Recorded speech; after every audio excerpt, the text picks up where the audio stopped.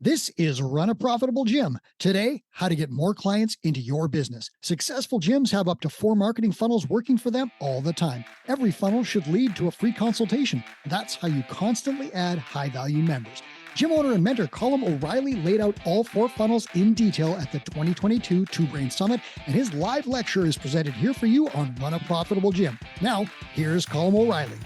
Yes, it's called the 4 funnels, but really what this is an impassioned plea for you to take marketing seriously. Marketing is the absolute lifeblood of your business. Yes, delivering the service is really important, managing your clients is really important, taking care of yourself is really important. But getting new clients in is literally the lifeblood of your service. There is a myth, and when I started CrossFit, I believed in the myth of remarkability. Glassman said that when you open up your gym, you don't have to do anything. Everybody will just see your excellence. And I believe that. It was like, oh, this is awesome. I just have to put up great CrossFit workouts, post them on a blog. Somehow people will find them. They'll come to my gym and find all about that. That worked for Glassman because he was a very social person in a gym of about 6,000 people that saw him coach his clients every day. My gym was down a dark road in a dirty industrial estate at the time. I don't know where your gyms are, but people have told me their gyms are on main streets and they still have to tell people. There is no guarantee that clients will just come in for you. So marketing has a cost, and we're going to talk about that cost and how we're going to put our efforts into it today. Now, marketing seems like it's something that's really complex, but we're going to make it simple for you. That's simple, but not easy. And there's a joke about the difference between simple and easy that I wasn't allowed to tell, so come up and ask me afterwards for the punchline for that one. Okay? Everybody wants clients to come in, and I get it. You've so much work to do and you want clients to come in. But we've all had the weight loss client that wants to keep doing the same thing and lose weight. Can I just show up at your gym twice, maybe on a good week, and lose weight? No. Can I just run good classes and occasionally post to the gram? No. You've got to put the work into it. Now, our 4 funnels are the referral funnel. That's your affinity marketing. That is talking to your awesome clients and trying to get more awesome people like that. They are your people. The second one is your organic social media funnel. That's posting about your awesome clients in a way that relates to people who aren't there yet on their journey. Like-minded people on Facebook, finding them, getting into your groups, and sliding into those DMs. Then we've got the content funnel. That's our blog, that's our email list. That's getting our authority out there. And then finally, everybody's least favorite, the paid marketing funnel. The first funnel is the referral funnel or the affinity marketing. They are your warmest people. And the first mistake I want to talk to you about is that when you do goal reviews, if you do them with the intent of getting a testimonial straight away or getting a referral straight away, you will 100% repulse your clients. They don't want to do it. They know it's just a sales exercise in that smarmy sales way. Your affinity marketing, your goal review is primarily a retention tool. Because your clients won't sell for you. I was talking to one of my ramp-ups, Kate, and I said, tell me about your seed client. It's like lesson 1 or 2 in the ramp-up 22. And she's telling me Alric is brilliant. He's moved over to Ireland, he's in a small town, he works the local coffee shop, she's in a small village, everyone knows everyone, and he is always telling people about my gym. I said, that's awesome. What does he say? And she goes, he's always telling people how sore he is and showing them ripped hands. Your clients are not salespeople. They're not marketers. They don't know how to market your gym. We have to teach them to do that, or rather yet, kind of inception them and help them along with that. So the goal review is primarily a retention tool. That's where we're going to give the goal review and say, I care enough to ask, how are you doing really? Because everybody the world over, you ask them, how are you doing? Everybody goes, good. They don't tell you what's going on until you ask them that 3rd, 4th, or 5th question and genuinely want to know what's going on with you. How is your fitness? Oh, it's good. I know when you joined me, you wanted to lose 20 pounds. Are you still on your journey? Maybe. How's the sleep? How's the nutrition? What are you eating for breakfast? What's lunch? What's dinner? I noticed you're only getting in 3 days a week instead of 4 days a week. Asking the extra questions. Now, being Irish, I know Bono, of course, and he told me never to name drop. But Chris Cooper told me that if you care about someone, you care about their extended family, you care about their environment, you care about their colleagues. And it has to be based off caring. Who else is in this journey with you? Who's with you? Is it your spouse? Is it your best friend? Is it your coworkers? The second big mistake people make when you're doing affinity marketing is they're like, great, can I have their number and ask for notes about intro? No, feck off. Said feck. Okay? Said feck. It's an Irish word. This is where you again have to resist the urge, and I know you're busy. You've got to resist the urge to try and skip the discovery process. Well, tell me about your wife. What's she into? Well, she used to be really into rock climbing, but she hurt her knee a while ago. That sounds tough. What's she doing for rehab? Well, she was going to physio, but she wasn't going to rebuild. So, there you go. But she didn't do her physio right, so she's still in a lot of pain.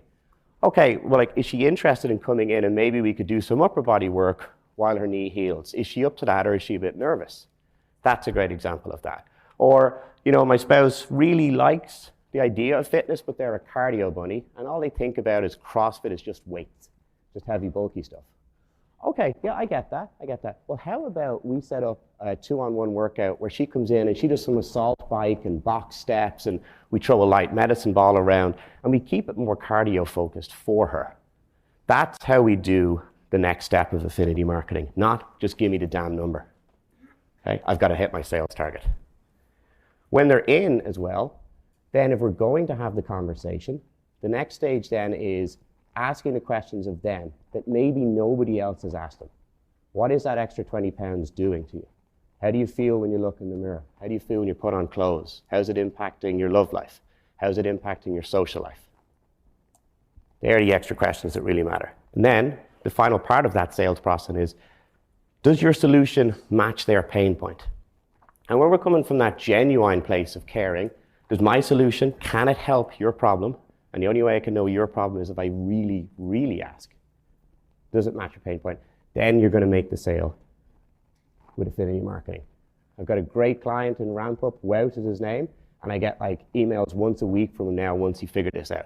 Because he threw out the initial affinity marketing post and he was like, I'm not getting anyone. I asked my clients for names and numbers. It's like, okay, well, this is a fault of mine. I didn't ask you or coach you enough. Initially, what he did was he would just take the seed clients out and say, what do you like about my gym? What don't you like about the fitness industry? Whose number can I have? And amazingly, he didn't get numbers. When he slowed down and asked the extra questions, now he's excitingly emailing me. He started working with me and Two Brain start of the year. He's now gone from 60 to 100 clients, and he's selling higher ticket packages because he's slowed down and he's asking the question. I'm not saying it's down to me, I'm saying it's down to him slowing down. Now, next up, we've got the second funnel. This is your organic social media. And 10 years ago, it was really easy to get likes and get engagement in social media, because that's kind of how CrossFit blew up. And I know not everybody's a CrossFit gym, but we all know what CrossFit is. Now, it's noise. You've got to put out stuff all the time, and you've got to put out stuff that's really appealing to where people are. If anyone ever saw the documentary on the Fire Festival, they did a great, absolute operational disaster, but fantastic marketing campaign. Because what they got is all the influencers, and they got them to post bright orange squares on their Instagram. And that breaks the flow of scrolling. So you've got to think of what's going to be an appealing image when I put this out. And you're never going to know unless you put them out. You put out those images and see what's going on. And then for marketing, what we're really doing is we're just talking about one of four things most of the time. We're talking about their pain points, their objections to getting started, the process, and the result. So a pain point is you're feeling tired, you're feeling sluggish, you're overweight, you're not strong enough. The objection is you don't have time to meal prep. Getting fit is too expensive. You've tried personal trainers before. They haven't worked out for you. You're carrying an old injury.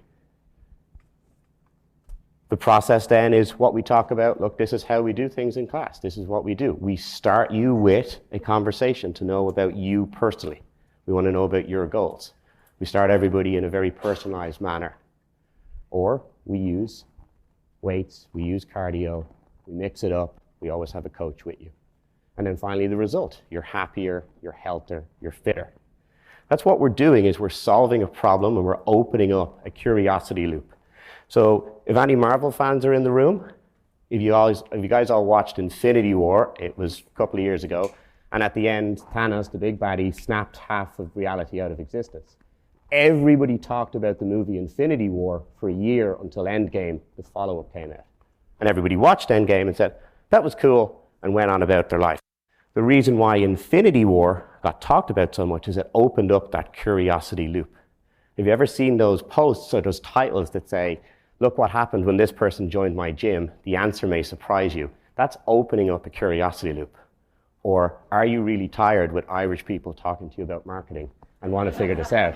That actually wasn't a joke, that was a legit question. That's how we get people into a group, and one of the purposes of our groups is that we want to build intimacy. With all other things being equal, people are going to pick intimacy over authority. Most people aren't looking for the absolute best gym in the world. They're looking for the best gym in their city or their town. And they're probably not even looking for the best gym, they're looking at the best gym for them. And the only way they can build that is if they know you. If you're the person they constantly see on their reels, on their Instagram stories, on their Facebook feed, in their Google Maps, they constantly see you talking to them about their problems, their issues. They're like, this is the person who's front of mind to me. Right? That's the reason why we want to get people into our group, because they'll see our group posts. And then, yeah, absolutely, we can start to sell by chat.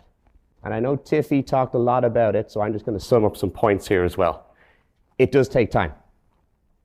It's worth the investment. It takes time to send messages and say, hey, thanks for joining my group. Tell me a little bit about yourself. You have to be genuinely interested and you have to lead the conversation. Again, most people mess this up when they try and say, hey, thanks for joining my group, book an intro link there. That's not personable. That's just absolute 100%, I know this person is trying to sell me something. No one wants to be sold anything. They want the perception if they took part of it. So how we do that is we ask multiple choice questions versus open questions. So an open question for you guys would be, what's your biggest struggle as a gym owner? That's difficult to answer. If I ask you, what's your biggest struggle as a gym owner? Is it getting new clients in? Is it paying yourself? Is it building issues? Is it staffing issues? Or is it something else? Even if I'm wrong with all those answers, all those suggestions, it's a lot easier for you then to come up with the next one. So when I'm asking someone, what's your biggest struggle with your fitness? Is it getting the workouts in? Is it the nutrition side of things? Is it your motivation or mindset? Or is it something else? It's a lot easier for them to answer that question. To follow up with that, again, if they say, well, I just can't get the workouts in. Well, let's do an intro. Don't rush it. Get them to tell you more and then demo the next step. You don't have to give them everything. You're just providing a framework to things. And that's how we use organic marketing to drive our clients towards us. Okay. Now, as much as you all like me and think I'm a swell guy,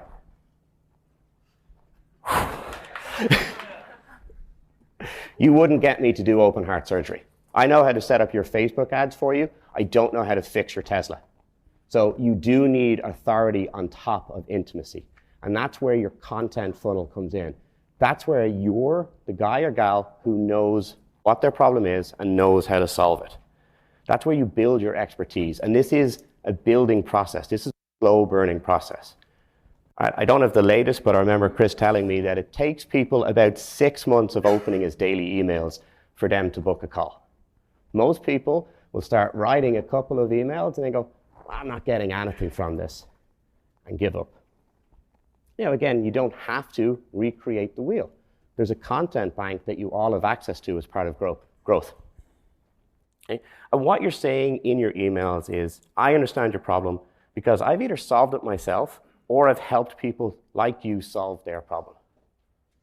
So I've helped people like you like that. And what you're doing, and Jason, this goes back to your question earlier about what material to put in.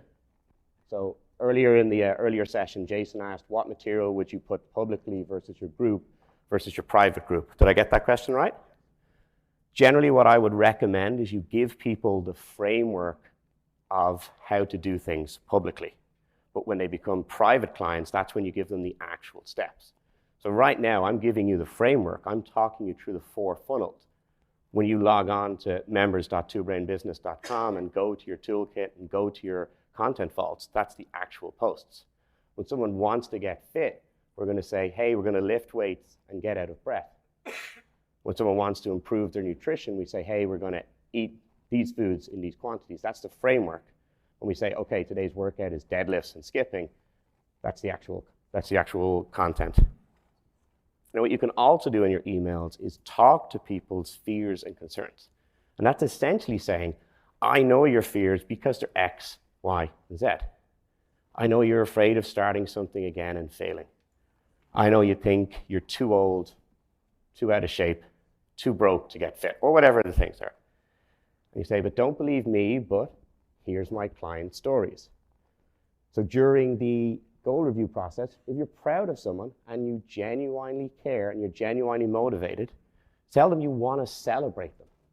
And you can either celebrate them by saying, I can write your story, or we can do a video.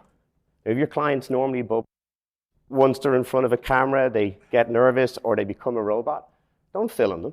They don't want that. You want to make them a hero. So you can say, I can write up why I'm so proud of you. They might be a little bit embarrassed, but trust me, humans crave attention.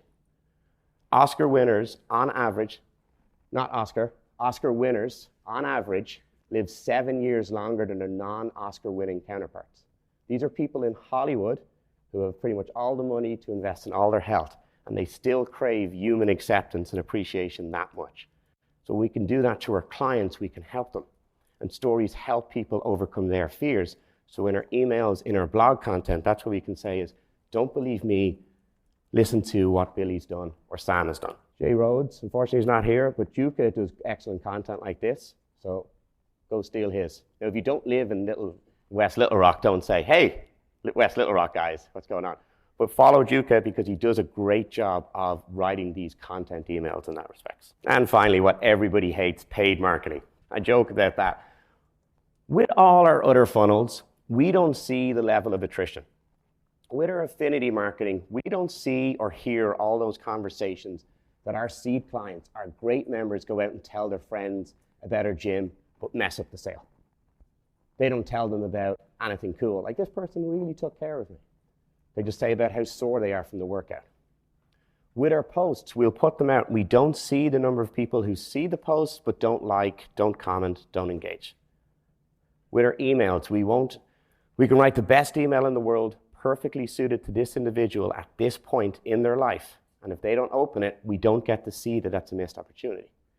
With paid marketing, we get to see all these leads. And that's why we see the high attrition rate in paid marketing. That is 100% normal. And if you look at all the data from all the leads in TwoBrain over the last 6 months, the lead to set rate is 56%. So for every 10 leads you're going to get, 5 of them are never going to make the stage of even setting a no-sweat intro. Now, they're not bad leads. They're just cold leads. They're just not ready to hear about that yet. So paid marketing is how we give Facebook or Google money in order to get us quick leads. But we are, with Facebook in particular, we are interrupting them. They might sign up and they might instantly decide it's not for them. When I show clients how to analyze their Facebook ads, I point out that for every 3 people that click on an ad, only 1 person waits for it to load. These ads load in about half a second. That's how quickly people talk themselves out of doing what's in their own best interest. They're not screwing us over, they're not wasting our time. And why I'm so insistent on this is the mindset difference I've seen between people who are successful with Facebook marketing and people who are just giving Mark Zuckerberg money. Does anyone in this room have more net worth than Mark Zuckerberg? No. So don't give him money unless you're going to get the return. Now, how do we get over that as well as we understand they're just not ready yet. They're just not ready to make that commitment to themselves yet. Could be perfect. You could be thinking this guy, gal is absolutely perfect to join my gym, but if they're not ready, they won't pick up the phone. So you just get the reps in, park, and move on. And if you treat your paid leads when you're starting off as a chance to develop your lead nurture skills and your sales skills, you're ultimately going to be better than rather than thinking a lot of these are a waste of time. Now, you cannot rely on automations. I've used Gym Lead Machine ever since I went to New York. John said, give me your laptop and sign me up without asking my permission. True story. Okay. And it's fantastic. Gym Lead Machine, higher automated, and they catch people who slip through the net. But non-automated human contact is the difference with paid lead machines. So we're different with paid ads becoming successful or not. Now, I know I've talked at you a while. I give you a lot of information, so to break it up, I'll show you a picture of me as a baby. It's gone. We took it out? Well, this is a big bummer. I really should have checked this, so thanks, Mike. Okay, it was a picture of a baby drinking a pint of Guinness in the pub, and it was all meant to get a big laugh, so just pretend you saw that. Thank you. Now, there is actually a reason behind that. You have to treat leads like newborns. You have to pleasantly and persistently pursue them. Pleasantly and persistently pursue prospects until they either tell you, yes, sign me up, or go to heck. You cannot overreach with leads. Most people give up after 2 attempts. Most successful people take about 7 to 10 to get through to people. I had a girl once, Martha was her name, and I rang her every day for 7 days straight. I rang her even on Sundays. And eventually on the 8th day, she said, thanks for not giving up on me. She booked an intro, signed up, started training with us, and when I went to confirm the intro with a text with her, I found that she canceled an intro 11 months previously. She worked in HR in a pharmaceuticals company. She was just finished maternity leave, so she was busy. When people are on Facebook, they might be waiting for their coffee. Or when people are signing up to your website, they might be at a traffic light. Even though we shouldn't be on our phones while driving, we all are. They might be going into a meeting. Don't be afraid to continue to reach out to them. If you honestly believe that you can change their life, and I genuinely think that someone based in Dublin is better off being a member of my gym than not, then it's your obligation to continue to reach out to them. Okay? They're scared. They're scared of getting started. So the more we reach out to them, the better we can help them overcome that fear. Okay? It would appear my other slides are gone, so I'm just going to continue to riff here as well. Okay? So with marketing, the way I think about it is there's one really important question you should ask to determine, is your marketing campaign working? And that's, am I hitting my sales/revenue target? Some gyms have sales targets, like they want to make $5 grand in new business this month. And some have revenue targets, like we just want to make 25 grand this month. My gym's the revenue target. Okay? I don't care if it's renewals or new business, I just have a target and I have to get there each month. It works for me. Mightn't work for you. But that's the only question that matters. And to put it back in fitness terms, if you have a weight loss client and every 2 or 3 weeks they're stepping on the in-body and that weight is trending in the right direction, we don't care what's working, really. We don't care if it's the workouts, the nutrition, the sleep, or the stress management, because it's working. And that's the same with your marketing. If you're hitting your target, your marketing is working. Now, obviously, you want to know, like when it breaks, which parts to look at. But if you're getting obsessed about, well, this post got 32 likes and this post only got 10 likes, and I got cost per lead of $2 last month and now it's $4, you're missing the wood from the trees. Ask yourself, am I hitting my sales or my revenue target? That's the most critical question. Then you look into what's going on. And again, very funny to stand up here and say, as the marketing person, it generally doesn't come down to marketing, it comes down to your lead nurture and your sales process. That's where you need to invest time. It used to be, like 8 years ago, people could just rock into my gym. And they'd do a class and they'd sign up. It's like, sweet. Then about 4 years ago, we could just set up No Sweat intros, and people would book a No Sweat intro on Monday for a Thursday. And then on Thursday, I'd see them for the first time and I could chat to them. Now, post-pandemic world, the moment someone thinks of the gym, that's when I've got to start nurturing them. Now, obviously, we want to keep marketing, but that's how we do it. All about that nurture and finding the right matrix that works for you. And And speaking of, we're now going to go to our worksheet. So people always ask me, like, where do I find all this time? And I had a gym owner once come onto a marketing call with me late. And they're 30 minutes, so they're tight for time as they are, particularly if I've got another call. And this gym owner was like, they needed leads and they needed members quickly. And I was like, I'm just finished my workout, pumping sweat, still shirtless. And I said, oh, what did you do? I said, oh, just finished at Atlanta from the games there. For those who don't know, at Atlanta was the 2020 Aromas Games final. It was a mile run, 100 handstand push-ups, 200 pistols, 300 pull-ups, and another mile run, all while wearing a weight vest. Right? I totally want you to get your workouts and take care of yourselves, but not at the expense of your business, which means you can't work out anymore. So with your worksheet now, I'd like you to go through the answers and share them with your team. What we're going to do is start with one really inefficient hour of week or 10 minutes a day and schedule that. We're going to figure out which funnel we're going to put our focus into and then which part of the funnel is. And then we're going to commit with our table to one action.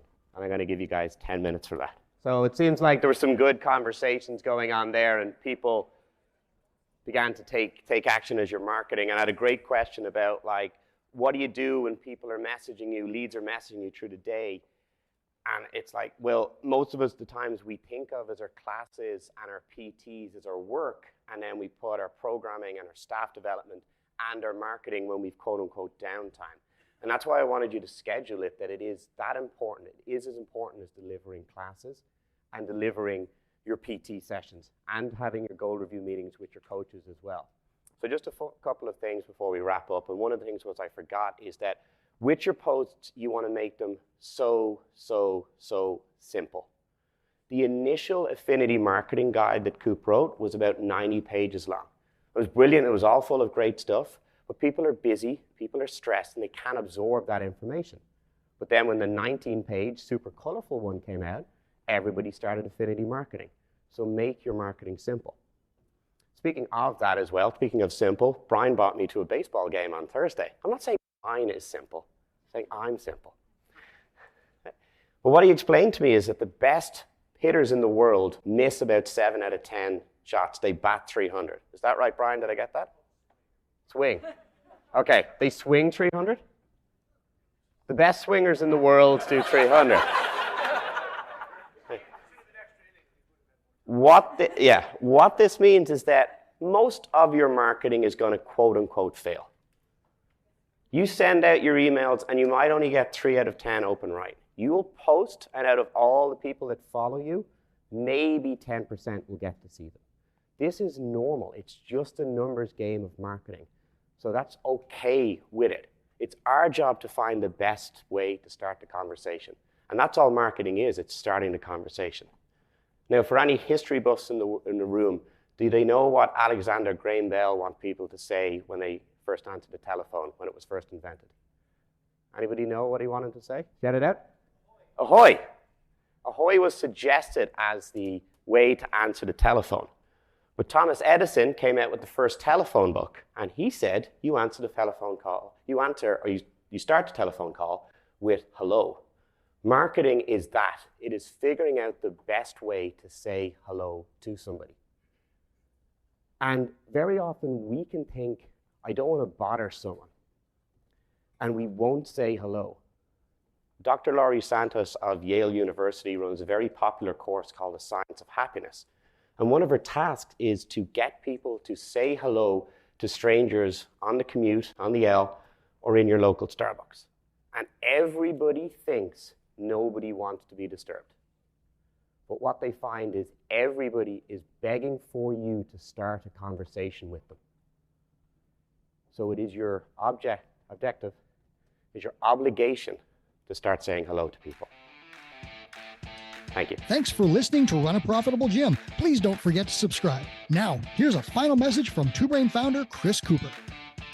Hey, it's Two Brain founder Chris Cooper with a quick note. We created the Gym Owners United Facebook group to help you run a profitable gym. Thousands of gym owners just like you have already joined. In the group, we share sound advice about the business of fitness every day. I answer questions, I run free webinars, and I give away all kinds of great resources to help you grow your gym. I'd love to have you in that group. It's Gym Owners United on Facebook, or go to gymownersunited.com to join. Do it today.